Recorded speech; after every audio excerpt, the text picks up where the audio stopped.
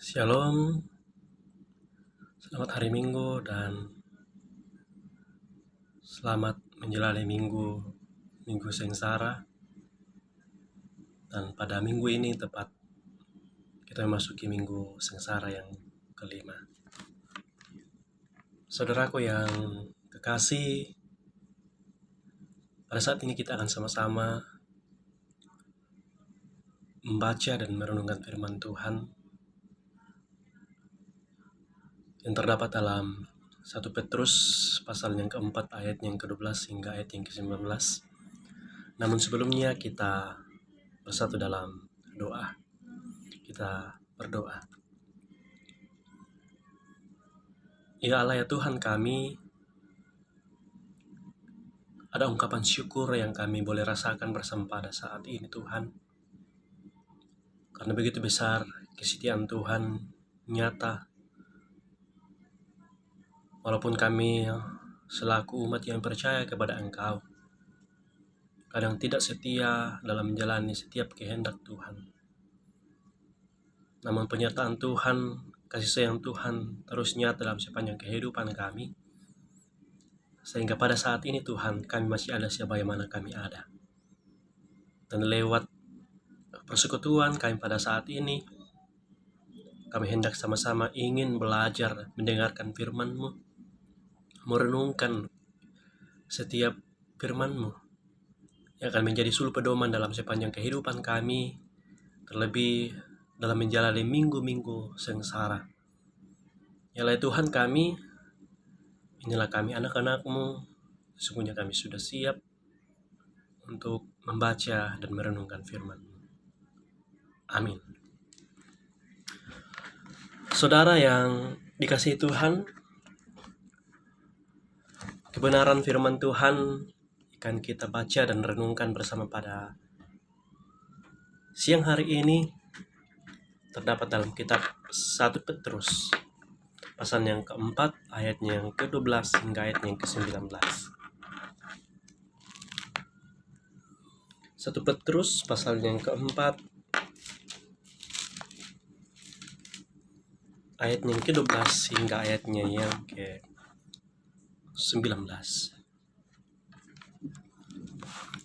Lembaga Alkitab memberi judul Menderita sebagai Kristen. Saudara-saudara yang kekasih, janganlah kamu heran akan nyala api siksaan yang datang kepadamu sebagai ujian, seolah-olah ada sesuatu yang luar biasa terjadi atas kamu. Sebaliknya, bersukacitalah sesuai dengan bagian yang kamu dapat dalam penderitaan Kristus, supaya kamu juga bergembira dan bersukacita pada waktu Ia menyatakan kemuliaannya. Berbahagialah kamu jika kamu dinistakan karena nama Kristus, sebab roh kemuliaan yaitu roh Allah ada padamu. Janganlah ada di antara kamu yang harus menderita sebagai pembunuh, atau sebagai pencuri, atau sebagai penjahat, atau sebagai pengacau. Tetapi, jika ia menderita sebagai orang Kristen, maka janganlah ia malu, melainkan hendaklah ia memuliakan Allah dalam nama Kristus itu. Karena sekarang telah tiba saatnya penghakiman dimulai, dan pada rumah Allah sendiri yang harus pertama-tama dihakimi. Dan jika penghakiman itu mulai pada kita, bagaimanakah kesudahannya dengan mereka yang tidak percaya pada Injil Allah? Dan jika orang benar hampir-hampir tidak diselamatkan, apakah yang akan terjadi dengan orang fasik dan orang berdosa? Karena itu, baiklah juga mereka yang harus menderita karena kehendak Allah, menyerahkan jiwanya dengan selalu berbuat baik kepada Pencipta yang setia. Amin. Untuk firman Tuhan yang disebut berbahagia bagi kita yang membaca dan merenungkan firman Tuhan ini, dan yang disebut berbahagia lagi jika kita mampu memperlakukannya dalam aspek kehidupan kita hari lepas hari. Hosiana.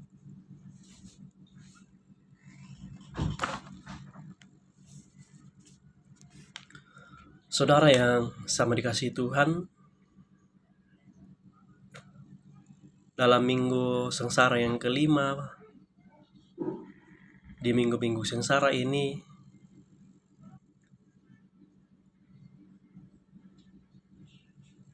dari pembacaan kita 1 Petrus pasal yang keempat ayat yang ke-12 hingga ayat yang ke-19. Saya memberikan sebuah tema, yaitu mengambil bagian dalam penderitaan Kristus. Mengambil bagian dalam penderitaan Kristus. Saudaraku yang kekasih, jika kita mengingat tema kita atau mengambil bagian dalam penderitaan Kristus,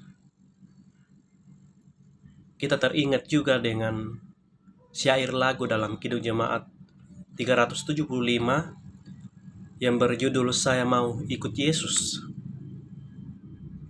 Lagunya dikatakan begini: saya mau ikut Yesus, saya mau ikut Yesus sampai selama-lamanya.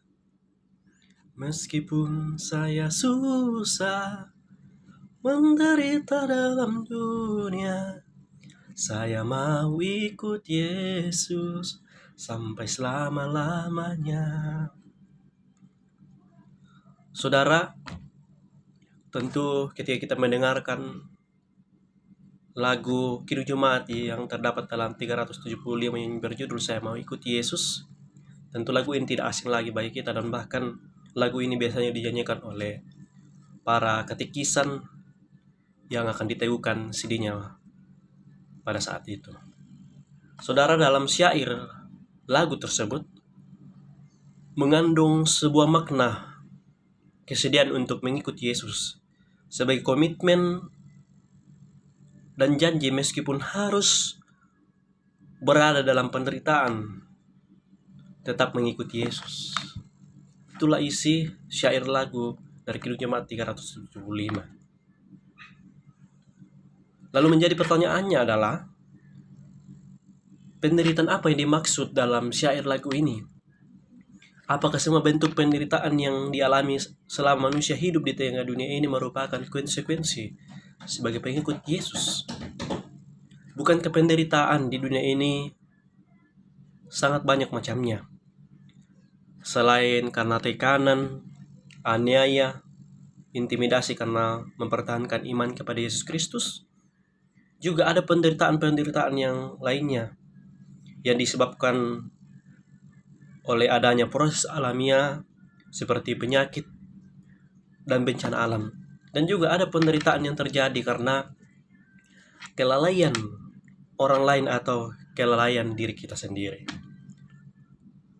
Dan bahkan juga kadang terjadi dalam kehidupan kita penderitaan itu disebabkan karena konsekuensi dari perbuatan yang kita lakukan yang tidak berkenan di hadapan Tuhan. Itu berarti bahwa orang percaya harus memahami dan memilah penderitaan apa yang akan dialami sebagai konsekuensi dari pengikut Yesus.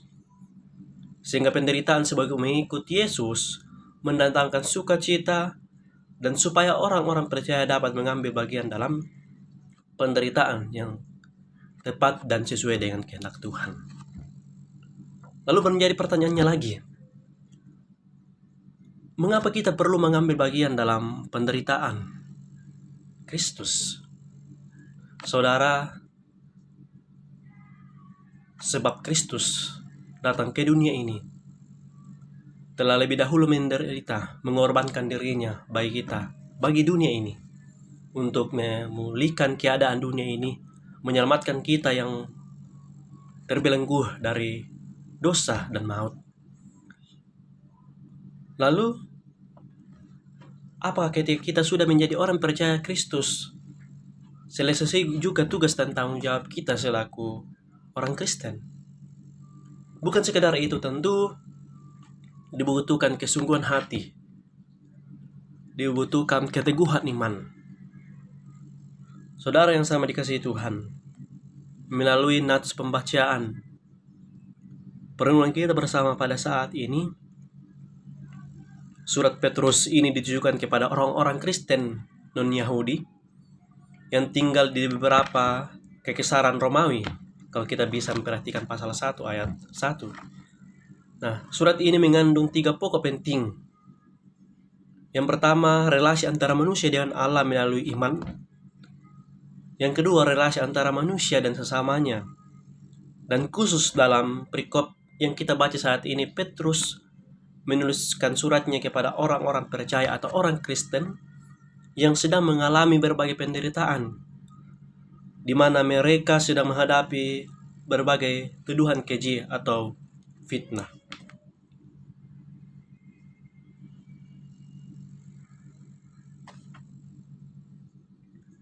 Dalam pembacaan kita, Petrus memulainya dengan kalimat, "Janganlah kamu heran akan nyala api, siksaan yang datang kepadamu sebagai ujian." Petrus mengingatkan kepada orang percaya untuk tidak heran atau tidak terkejut dalam menjalani hidup yang penuh penderitaan. Karena itu adalah fakta yang harus dipahami sebagai pengikut Kristus. Kita bisa bandingkan dalam Injil Matius pasal 11 dan Injil Matius pasal 24 ayat 9. Kata nyala api, siksaan yang dipergunakan oleh Petrus bisa merujuk kepada dua hal. Yang pertama, menunjukkan pada kesyahidan atau penganiayaan yang terjadi dengan api. Dan yang kedua, merupakan simbol penderitaan sebagai emas yang memurnikan dengan api. Saudara, apa yang disampaikan oleh Petrus ini memberikan gambaran bahwa hidup dengan label Kristen rupanya mendatangkan banyak masalah seperti ejekan, penghinaan, dan bahkan penganiayaan. Kondisi ini tentu menimbulkan rasa malu, tertekan, dan penderitaan yang sangat hebat. Namun bagi Petrus, penderitaan tersebut harus dipandang sebagai keadaan yang biasa, bukan sesuatu yang luar biasa atau dilebih-lebihkan. Karena itu setelah Petrus memberikan gambaran tentang keadaan yang harus diterima sebagai konsekuensi menjadi Kristus, Petrus juga memberikan penguatan melalui ajakan untuk bersukacita dan berbahagia atas beban melalui penderitaan tersebut. Saudara, ajakan bersukacita dan berbahagia merupakan penekanan kembali akan ucapan Yesus tentang bagaimana berbahagia dalam penderitaan karena Kristus. Sebagai orang-orang non-Yahudi,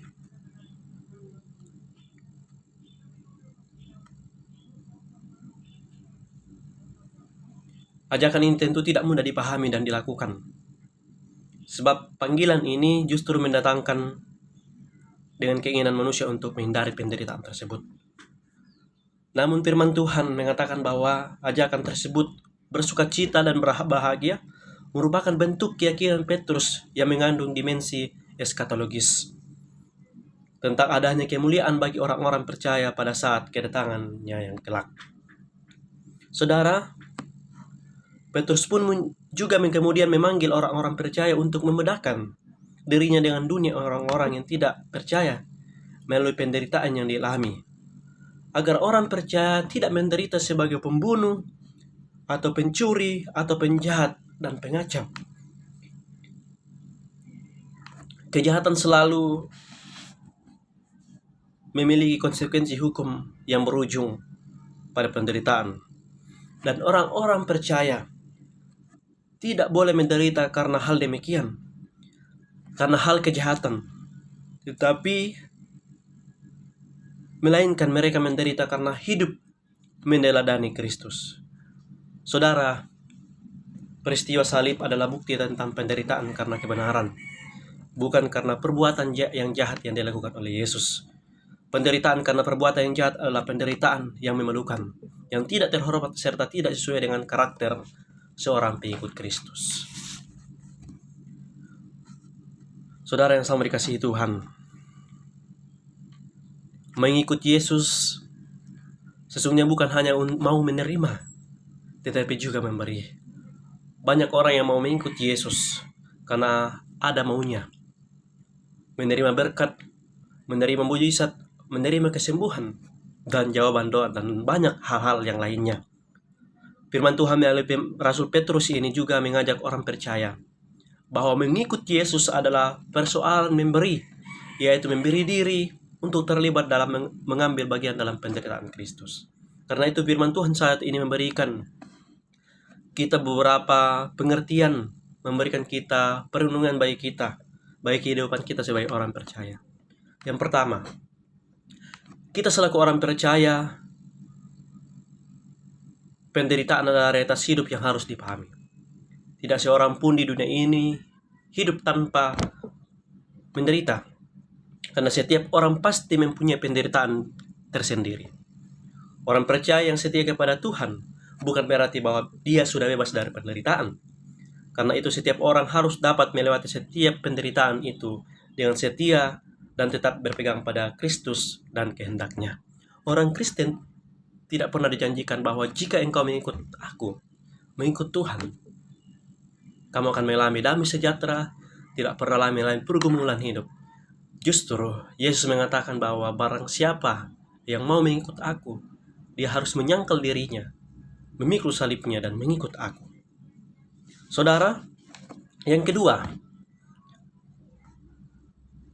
bagaimana kita memandang penderitaan itu?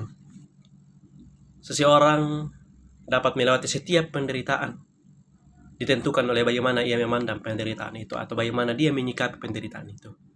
Tetapi penderitaan apapun bentuknya harus dipandang sebagai ujian yang memurnikan iman kita.